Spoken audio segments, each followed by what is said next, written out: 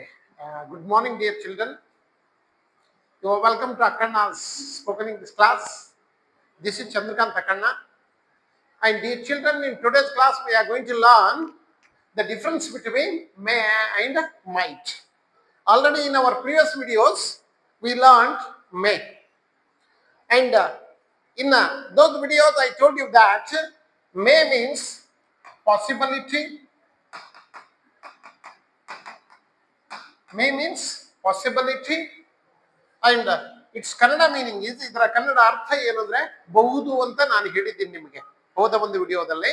ನಾವು ಮೇ ಅಂದ್ರೆ ಬಹುದು, ಆ ಕೆಲಸ ಆಗಬಹುದು, ಅವನು ನಮ್ಮ ಮನೆಗೆ ಬರಬಹುದು, ಅವಳು ಆ ಪರೀಕ್ಷೆಯನ್ನು ಪಾಸ್ ಆಗಬಹುದು, ಅವರು ನನಗೆ ದುಡ್ಡನ್ನು ಕೊಡಬಹುದು, ರವಿ ಮ್ಯಾಚ್ ಅನ್ನ ಗೆಲ್ಲಬಹುದು ಅಂತಕ್ಕಂತಹ ಮಾತುಗಳನ್ನು ಹೇಳೋದಕ್ಕೆ ನಾವ್ ಏನ್ ಮಾಡ್ತೀವಿ, ಮೇ ಅನ್ನ ಯೂಸ್ ಮಾಡ್ತೀವಿ ಅಂತಕ್ಕಂಥದ್ದನ್ನ ನೋಡಿದೀವಿ ನಾವು. ಈಗ ಮೇ ಮತ್ತು ಮೈಟ್ ಇರ್ತಕ್ಕಂತಹ ಒಂದು ಡಿಫ್ರೆನ್ಸ್ ಏನಿದೆ ಅಂತಕ್ಕಂಥದ್ದನ್ನ ಇವತ್ತಿನ ವಿಡಿಯೋದಲ್ಲಿ ನೋಡೋಣ. ಮತ್ತೆ ಹೆಚ್ಚಿನ ಫೋಕಸ್ ಅನ್ನ ನಾವು ಮೈಟ್ಗೆ ಕೊಡೋಣ. ಹೆಚ್ಚಿನ ಫೋಕಸ್ ಅನ್ನ ಮೈಟ್ಗೆ ಕೊಡೋಣ. ಮೈಟ್ ಅಂದ್ರೆ ಏನಾಗುತ್ತೆ? ಮೈಟ್ ಅಂದ್ರೂ ಕೂಡ ಬಹುದು ಅಂತಾನೆ ಅರ್ಥ. Might means also possibility. ಆದ್ರೆ ಇಲ್ಲೊಂದು ಕನ್ಫ್ಯೂಷನ್ ಆಗ್ಬೋದು ನಿಮ್ಗೆ. ನೀವೇನು ಮೇ ಅಂದ್ರೂ ಕೂಡ ಬಹುದು ಅಂತ ಹೇಳ್ತೀರಿ ಮತ್ತು ಮೈಟ್ ಅಂದ್ರೂ ಕೂಡ ಬಹುದು ಅಂತ ಹೇಳ್ತೀರಿ, ಮತ್ತೆ ಯಾವ ರೀತಿಯಲ್ಲಿ ಅಂತ. ಆದ್ರೆ ಮೇ ಅನ್ನ ನಾವು ಯೂಸ್ ಮಾಡಿದ್ರೆ ಅಲ್ಲಿ there is 80% chances of doing the work. ಅಲ್ಲಿ ಏನಿದೆ ಅಂದ್ರೆ 80% ಕೆಲಸ ಮಾಡ್ತಕ್ಕಂತಹ ಅಥವಾ ಕೆಲಸ ಆಗ್ತಕ್ಕಂತಹ ಚಾನ್ಸ್ ಇದೆ.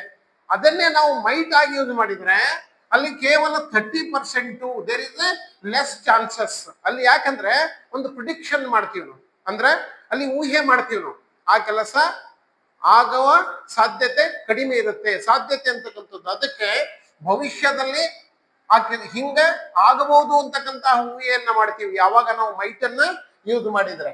ಮೈಟನ್ನ ಯೂಸ್ ಮಾಡಿದ್ರೆ ಭವಿಷ್ಯದಲ್ಲಿ ಹಿಂಗ ಆಗ್ಬಹುದು ಅಂತಕ್ಕಂಥ ಊಹೆ ಇರುತ್ತೆ, ಆದ್ರೆ ಇಲ್ಲಿ ಆಗಬಹುದು ಅಂತಕ್ಕಂಥದ್ದು ಇರುತ್ತೆ. ಅದಕ್ಕೆ ಕೆಲವು ಎಕ್ಸಾಂಪಲ್ಗಳೊಂದಿಗೆ, ಅದಕ್ಕಿಂತ ಮೊದಲು ಇದರ ಸ್ಟ್ರಕ್ಚರ್ ಹೆಂಗಿರುತ್ತೆ ಅಂತಕ್ಕಂಥದ್ದನ್ನ ನೋಡೋಣ. ಮೊದಲು we use the subject. We use subject. Subject ಅಂದ್ರೆ ನಿಮ್ಗೆಲ್ಲ ಗೊತ್ತಿದೆ.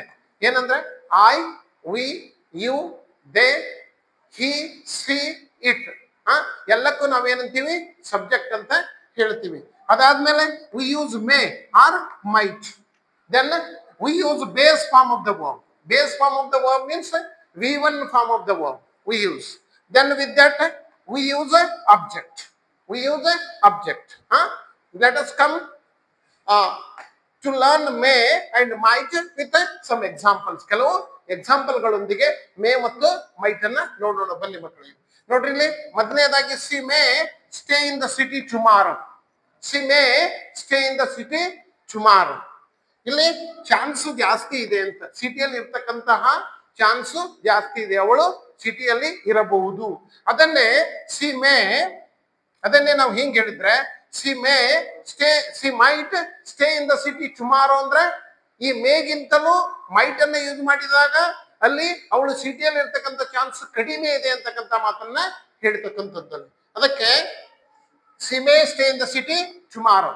ಎರಡನೇದಾಗಿ ಸಿ, ಅದನ್ನೇ she might stay in the city tomorrow ಅಂತಕ್ಕಂಥದ್ದನ್ನ ಇಲ್ಲಿ ಬರ್ದಿದ್ದೀನಿ ನಾನು. ಇಲ್ಲಿ the less chance of staying in the city. It means she will not be there in the city tomorrow ಅಂದ್ರೆ ಇರಲಾರ್ದ ಒಂದು ಚಾನ್ಸ್ ಜಾಸ್ತಿ ಇರುತ್ತೆ ಅಂತ ಹೇಳ್ತಕ್ಕಂಥದ್ದು ಇಲ್ಲಿ ಮೈಟ್ ಅನ್ನ ಯೂಸ್ ಮಾಡಿದ್ರೆ. ಅದೇ he might come tomorrow. He might come tomorrow ಅಂದ್ರೆ ಬಂದ್ರೆ ಬರ್ಬೋದು ಅಂತಕ್ಕಂಥದ್ದು, ಅಂದ್ರೆ ಬರ್ತಕ್ಕಂಥ ಚಾನ್ಸ್ ಕಡಿಮೆ ಇದೆ. ಅಂಡರ್ಸ್ಟ್ಯಾಂಡ್? ಬರ್ತಕ್ಕಂಥ ಚಾನ್ಸ್ ಕೇವಲ ಒಂದು 30% ಇದೆ ಅಂತ. ಅದನ್ನೇ ನಾವು ಸಿ ಮೇ ಕಮ್ ಟುಮಾರೋ ಅಂದ್ರೆ ಒಂದು 60 to 70% ಬರ್ತಕ್ಕಂಥ ಚಾನ್ಸ್ ಜಾಸ್ತಿ ಇದೆ ಅಂತಕ್ಕಂಥ ಹೇಳ್ತಕ್ಕಂಥದ್ದು. ಮತ್ತೊಂದು ಮೈಟ್ ಅನ್ನ ನಾವು ಇಂಡೈರೆಕ್ಟ್ ಅಲ್ಲಿ ಕೂಡ ಯೂಸ್ ಮಾಡ್ತೀವಿ. ಆ ಇಂಡೈರೆಕ್ಟ್ ಅಲ್ಲಿ ಏನಾಗುತ್ತೆ? May becomes might. ಅದು ಹೆಂಗಾಗುತ್ತೆ ಅಂತಕ್ಕಂಥದ್ದನ್ನ ನೋಡೋಣ ಬನ್ನಿ ಇಲ್ಲಿ. ನೋಡ್ರಿ ಈಗ ಹೆಂಗ may changes into might in indirect. ಯಾವಾಗ ನಾವು ಇಂಡೈರೆಕ್ಟ್ ಮಾಡುವಾಗ ರಿಪೋರ್ಟೆಡ್ ಸ್ಪೀಚ್ಗೆ ನಾವು ಚೇಂಜ್ ಮಾಡ್ತಕ್ಕಂಥ ಸಂದರ್ಭದಲ್ಲಿ ಇಲ್ಲೊಂದು ಕ್ವಶನ್ ಇದೆ. C said I may come ಅಂತ ಇದೆ. C said I may come ಅಂತ ಇದೆ. ಇಲ್ಲಿ ಮೇ ಇರ್ತಕ್ಕಂಥದ್ದು ಮೈಟ್ ಚೇಂಜ್ ಆಗುತ್ತೆ ಮಕ್ಕಳೇ. ಅದು ಹೆಂಗಾಗುತ್ತೆ ಅಂದ್ರೆ ಸಿ ಸೆಡ್ ದಾಟ್ ಸಿ ಮೈಟ್ ಕಮ್ ಅಂತ. ಮೈಟ್ ಅಂದ್ರೆ ಬಂದರೆ ಬರಬಹುದು, ಬಂದರೆ ಬರಬಹುದು ಅಂತಕ್ಕಂತಹ ಮಾತದು ಊಹೆ. ಅದಕ್ಕೋಸ್ಕರ ನಾವು ಇಲ್ಲಿ ಮೇ ಮತ್ತು ಮೈಟ್ ಅನ್ನ ಈ ರೀತಿಯಾಗಿ ಯೂಸ್ ಮಾಡ್ತೀವಿ. ಮತ್ತೆ ಮುಂದೆ ಅದನ್ನ ಇನ್ನು ಯಾವ ರೀತಿಯಾಗಿ ಯೂಸ್ ಮಾಡ್ತೀವಿ ಅಂತಕ್ಕಂಥದ್ದನ್ನ ನೋಡೋಣ. ಇಲ್ಲಿ ನಾನು ಬರ್ತಿದ್ದೀನಿ, ಮೇ ಅಂದ್ರೆ possibility and might means less or weak possibility. May means possibility, might means less or weak possibility. Let us take some examples. She may come and visit us next month ಅಂತ ಇದೆ. She may come and visit us next month. ಅವಳು ಮುಂದಿನ ತಿಂಗಳು ಬಂದು ನಮಗೆ ಭೇಟಿ ಆಗಬಹುದು ಅಂತ. ಇಲ್ಲಿ ಚಾನ್ಸಸ್ ಸ್ವಲ್ಪ ಜಾಸ್ತಿ ಇದೆ, ಮೈಟ್ ಗಿಂತಲೂ ಜಾಸ್ತಿ ಇದೆ. ಇಲ್ಲಿ ನೋಡಿ, she might come and visit us tomorrow. Same, both sentences are same, but meaning is quite different from this one to this one and this one. ಇದರಲ್ಲಿ ಸ್ವಲ್ಪ ಜಾಸ್ತಿ ಅವಳು ಬರ್ತಕ್ಕಂತಹ ಒಂದು ಸಾಧ್ಯತೆ ಇದೆ, ಇಲ್ಲಿ ಕಡಿಮೆ ಸಾಧ್ಯತೆ ಇದೆ ಅಂತಕ್ಕಂತಹ ಒಂದು ವಿಚಾರವನ್ನು ಈ ಎರಡು ವಾಕ್ಯಗಳು ಹೇಳುತ್ತವೆ. Next come to next sentence. She may get there in time. She may get there in time. ಅವಳು ಸಮಯದ ಒಳಗಾಗಿ ಅಲ್ಲಿಗೆ ಬರಬಹುದು ಅಂತಕ್ಕಂಥದ್ದು. ಆ ಸಮಯದಲ್ಲಿ ಅಥವಾ ಸಮಯದ ಒಳಗೆ ಅಲ್ಲಿ ಬರಬಹುದು. She might get there in time ಅಂತ ಹೇಳ್ತಾನೆ. She might get there in time ಅಂದ್ರೆ ಅವಳಿಗೆ ಲೇಟ್ ಆಗುವ ಸಾಧ್ಯತೆ ಇರುತ್ತೆ, ಸಮಯದಲ್ಲಿ ಬರ್ಲಿಕ್ಕೆ ಆಗ್ಲಿಕ್ಕಿಲ್ಲ ಅಂತಕ್ಕಂತಹ ಮಾತು. ಅದೇ ರೀತಿ ಮೈಟ್ ಹ್ಯಾವ್ ಅಂತ ಯೂಸ್ ಮಾಡ್ತೀವಿ. ಎಲ್ಲಿ this is used to express perfect. In past perfect we use might have. Might have ಅಂದ್ರೆ ಭವಿಷ್ಯ ಆ ಕೆಲಸ ಆಗಿರ್ಲಿಕ್ಕಿಲ್ಲ ಅಂತ. To express the possibility of past event. Past event ಅಂದ್ರೆ ಹಿಂದೆ ಆ ಕೆಲಸ ಆಗಿರಬಹುದು ಅಂತ ಊಹೆ ಮಾಡ್ಕೊಳ್ತಕ್ಕಂಥದ್ದು. ಆಗಿದ್ದೇನೋ ಇಲ್ಲ ಗೊತ್ತಿಲ್ಲ, ಬಟ್ ಆಗಿರಬಹುದು ಅಂತಕ್ಕಂಥ ಊಹೆಯನ್ನು ಮಾಡ್ಕೊಳ್ತಕ್ಕಂಥದ್ದು. ಇಲ್ಲಿ here with might have we use V third form of the verb. ಇಲ್ಲಿ V third form of the verb ಅನ್ನು ಯೂಸ್ ಮಾಡ್ತೀವಿ. ಇಲ್ಲಿ ವಿ ಥರ್ಡ್, ವಿ ಒನ್ ಅಲ್ಲ. ವಿ ಒನ್ ಮೇ ಮತ್ತು ಮೈಟ್ ಒಂದಿಗೆ ಯೂಸ್ ಮಾಡ್ತೀವಿ, ಆದ್ರೆ V third form of the verb is used with might have. ಅದರೊಂದಿಗೆ ಇದನ್ನ ಯೂಸ್ ಮಾಡ್ತೀವಿ. ಈಗ let us take some examples. Ravi might have missed the train. ಏನ್ ಅರ್ಥ? Ravi might have missed the train ಅಂದ್ರೆ ಭವಿಷ್ಯ. ರವಿಯು ಟ್ರೈನ್ ಅನ್ನ ಮಿಸ್ ಮಾಡಿಕೊಂಡಿರಬಹುದು, ರವಿಗೆ ಟ್ರೈನ್ ಸಿಕ್ಕಿರ್ಲಿಕ್ಕಿಲ್ಲ ಅಂತಕ್ಕಂತಹ ಮಾತು. Ravi might have missed the train ಅಂತಕ್ಕಂಥದ್ದು. ಅದೇ ರೀತಿ you might have left your water bottle at school. ಯಾರೋ ನಮ್ ಗೆಳೆಯರು ಅಥವಾ ಯಾವುದೋ ಹುಡುಗ ವಾಟರ್ ಬಾಟಲ್ ಅನ್ನ ಎಲ್ಲೋ ಬಿಟ್ಟಿದ್ದಾನೆ, ಹುಡುಕ್ತಾ ಇದ್ದಾನೆ. ನಾವ್ ಹೇಳ್ತೀವಿ ಭವಿಷ್ಯ ನೀನು ನಿನ್ನ ವಾಟರ್ ಬಾಟಲ್ ಅನ್ನ ಸ್ಕೂಲ್ ನಲ್ಲಿ ಬಿಟ್ಟಿರ್ಬಹುದು. Once you go there and check. ಒಂದ್ಸಲ ಹೋಗಿ ನೋಡು.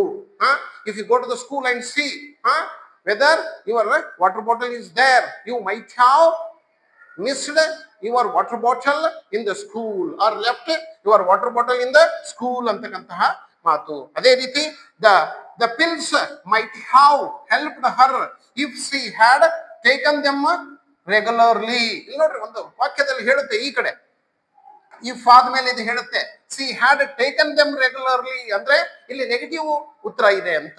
There is a negative result because the pills might have helped her. Pills means the tablets. Pills means tablets.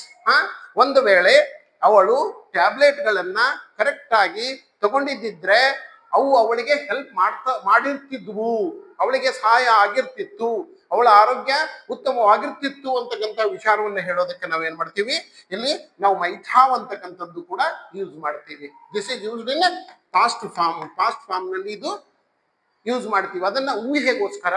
Understand? He might have passed in the examination. ಭವಿಷ್ಯ ಅವನು ಪರೀಕ್ಷೆಯಲ್ಲಿ pass ಆಗಿರಬಹುದು. She might have purchased a new laptop. ಅವಳು ಒಂದು ಹೊಸ laptop ಅನ್ನ ಖರೀದಿ ಮಾಡಿರಬಹುದು. He might have given his pen to his brother. ಅವನು ತನ್ನ ಪೆನ್ ಅನ್ನ ಅವನ ತಮ್ಮನಿಗೆ ಕೊಟ್ಟಿರಬಹುದು ಅಂತಕ್ಕಂಥ ಊಹೆಯನ್ನ ನಾವು ಇಲ್ಲಿ ಮಾಡ್ತೀವಿ. ಅಲ್ಲಿ ಸರ್ಟಿನಿಟಿ ಇರಲ್ಲ ಅಂತಕ್ಕಂತಹ ಮಾತು. This is might have. ಮತ್ತೆ ಈ ಮೈಟ್ ಅನ್ನ ನಾವು ಸಜೆಷನ್ಗೋಸ್ಕರ ಕೂಡ ಯೂಸ್ ಮಾಡ್ತೀವಿ ಮಕ್ಕಳೇ. ಅಂದ್ರೆ ಯಾರಿಗೋ ಸಲಹೆಯನ್ನ ಕೊಡೋದಕ್ಕೆ ಈ ಮೈಟ್ ಅನ್ನ ಯೂಸ್ ಮಾಡ್ತೀವಿ. This is powerful word for polite suggestion. ಅಂದ್ರೆ ವಿನಮ್ರವಾಗಿ ಅವರಿಗೆ ನಾವೇನ್ ಮಾಡ್ತೀವಿ, ಒಂದು ಸಲಹೆಯನ್ನು ಕೊಡೋದಕ್ಕೆ ಅತಿ ವಿನಮ್ರತೆಯಿಂದ, ಯಾವುದೇ ಒಂದು ಒತ್ತಾಸೆ ಇರಲಾರದೆ ವಿನಮ್ರತೆಯಿಂದ ಸಜೆಷನ್ ಕೊಡೋದಕ್ಕೆ ನಾವೇನ್ ಮಾಡ್ತೀವಿ ಮೈಟ್ ಅನ್ನ ಯೂಸ್ ಮಾಡ್ತೀವಿ. ಇಲ್ಲಿ ನೋಡ್ರಿ first one, you might try this ice cream. ಅಂದ್ರೆ ಐಸ್ ಕ್ರೀಮ್ ಉತ್ತಮವಾಗಿರ್ತಕ್ಕಂಥದ್ದಿದೆ, ನನಗೆ ಗೊತ್ತಿದೆ, ಅದಕ್ಕೆ ನಾನು ಹೇಳ್ತೀನಿ ಏನಂತ, you might try this ice cream. ಈ ಐಸ್ ಕ್ರೀಮ್ ಅನ್ನ ತಿಂದು ನೋಡು ನೀನು ಅಂತ ಹೇಳ್ತೀವಿ. This is the suggestion, you might have try this ice cream. Next, if you need more information you might try the internet. Understand? ಯಾರೋ ಇದ್ದಾರೆ, ವಿದ್ಯಾರ್ಥಿಗಳಿದ್ದಾರೆ, ಅದು ಯಾರೋ ಗೆಳೆಯರಿದ್ದಾರೆ, they are searching for something, they don't know it is available in the net. Then we suggest them, we tell them that you if you need more information about this, you might try internet. ನಿಮಗೆ ಇದರ ಬಗ್ಗೆ ಬಹಳಷ್ಟು ಹೆಚ್ಚಿನ ಒಂದು ಮಾಹಿತಿ ಬೇಕಾದ್ರೆ ನೀವು net ನಲ್ಲಿ ಟ್ರೈ ಮಾಡ್ರಿ, ಇಂಟರ್ನೆಟ್ ನಲ್ಲಿ ಟ್ರೈ ಮಾಡ್ರಿ ಅಂತಕ್ಕಂತಹ ಮಾತನ್ನ ನಾವು ಸಜೆಷನ್ ಆಗಿ ಯೂಸ್ ಮಾಡ್ತೀವಿ. ಅದೇ ರೀತಿ you might install antivirus software. You might install antivirus software to your computer, for your laptop ಅಂತಕ್ಕಂಥ ಮಾತನ್ನ ನಾವೇನ್ ಮಾಡ್ತೀವಿ ಅವರಿಗೆ ಹೇಳ್ತೀವಿ. ಮತ್ತೆ ಮೈಟ್ ಅನ್ನ ಹೀಗೆ ಮಾಡಬಹುದಾಗಿತ್ತು ಅಂತಕ್ಕಂತಹ ಇಮ್ಯಾಜಿನೇಷನ್, ಹಿಂಗ್ ಮಾಡಬಹುದಾಗಿತ್ತಪ್ಪ ನಾವು. ಈಗ ಎಲ್ಲೋ ಹೋಗ್ದೇವಿ, ಯಾರೋ ನಮಗೆ ಬಹಳಷ್ಟು ಹೆಲ್ಪ್ ಮಾಡಿದ್ದಾರೆ, ಅವ್ರಿಗೆ ಅಟ್ಲೀಸ್ಟ್ ಒಂದು ಥ್ಯಾಂಕ್ಸ್ ಕೂಡ ಹೇಳಿಲ್ಲ, ನಾವು ಹಂಗೆ ಬಂದ್ವಿ. ಅವಾಗ ಯೋಚನೆ ಮಾಡಿ ಹೇಳ್ತೀವಿ ನಮ್ಮ ಫ್ರೆಂಡಿಗೆ, ಅವರಿಗೆ ಏನ್ ಹೇಳ್ತೀವಿ ಗೊತ್ತಾ? ಏನಂತ ಹೇಳ್ತೀವಿ ಅಂದ್ರೆ, you might at least say thank you. ನೀವು ಬಹುಶಃ ಅಟ್ಲೀಸ್ಟ್ ಒಂದು ಥ್ಯಾಂಕ್ ಆದ್ರೂ ಹೇಳ್ಬೋದಾಗಿತ್ತು ಅವರಿಗೆ. You might at least acknowledge thank you to them. ಅವರಿಗೆ ಥ್ಯಾಂಕ್ ಯು ಅಂತ ಆದ್ರೂ ನೀವು ಹೇಳ್ಬೋದಾಗಿತ್ತು. ಮತ್ತೆ ಅದೇ ರೀತಿ I think you might offer help. ನನಗೆ ಅನಿಸ್ತದೆ ಅವರಿಗೆ ನೀವು ಸಹಾಯ ಮಾಡಬಹುದಾಗಿತ್ತು, ಅಂತ ವಿಚಾರಗಳನ್ನು ಹೇಳುವುದಕ್ಕೆ ನಾವೇನ್ ಮಾಡ್ತೀವಿ, ಮೈಟ್ ಸಜೆಷನ್ಗೋಸ್ಕರ ಯೂಸ್ ಮಾಡ್ತೀವಿ. ಮೊದಲನೇದಾಗಿ ಈ ಮೇ ಮತ್ತು ಮೈಟ್ ನಲ್ಲಿರ್ತಕ್ಕಂತಹ ಡಿಫ್ರೆನ್ಸ್ ಏನು ಅಂತಕ್ಕಂಥದ್ದನ್ನ ನೋಡಿದ್ವಿ. ಮತ್ತೆ ಎರಡನೇದಾಗಿ ಮೇ ಮತ್ತು ಮೈಟ್ ಅನ್ನ ಯಾವ ರೀತಿಯಾಗಿ ಯೂಸ್ ಮಾಡ್ತಾರೆ. ಮೇ ಅಂದ್ರೆ ಮೋರ್ ಪಾಸಿಬಿಲಿಟಿ, ಮೈಟ್ ಅಂದ್ರೆ ಲೆಸ್ ಪಾಸಿಬಿಲಿಟಿ. ಮೈಟ್ ಅನ್ನ ಮತ್ತೆ ಮೈಟ್ ಹ್ಯಾವ್ ಅಂತಕ್ಕಂಥದ್ದನ್ನ we use it in past perfect, ಅದು ಆ ರೀತಿ ಆಗಿರಬಹುದು ಅಂತಕ್ಕಂತಹ ಊಹೆ, ಆ ಮಾತನ್ನು ಹೇಳೋದಕ್ಕೆ ನಾವು ಏನ್ ಮಾಡ್ತೀವಿ, ಅದನ್ನ ಯೂಸ್ ಮಾಡ್ತೀವಿ. ಮತ್ತೆ ಮೂರನೇದಾಗಿ ಇದನ್ನ ಸಜೆಷನ್ಗೋಸ್ಕರ ಮೈಟ್ ಅನ್ನ ಹೆಂಗ್ ಯೂಸ್ ಮಾಡ್ತಾರೆ ಅಂತಕ್ಕಂಥದ್ದು ನಾವು ಇವತ್ತಿನ ಕ್ಲಾಸ್ ನಲ್ಲಿ ನೋಡಿದೀವಿ ಮಕ್ಕಳೇ. ಅದಕ್ಕೆ you try to speak English, try to use all these model auxiliaries in your conversation, then you get a good knowledge of speaking English ಅಂತಕ್ಕಂಥ ಮಾತನ್ನು ಹೇಳ್ತಾ ಇವತ್ತಿನ ಕ್ಲಾಸ್ಗೆ ವಿರಾಮ ಕೊಡ್ತೀನಿ. ಓಕೆ, ವಿಡಿಯೋಗಳನ್ನ ನೋಡ್ತಾ ಇರಿ. Thank you.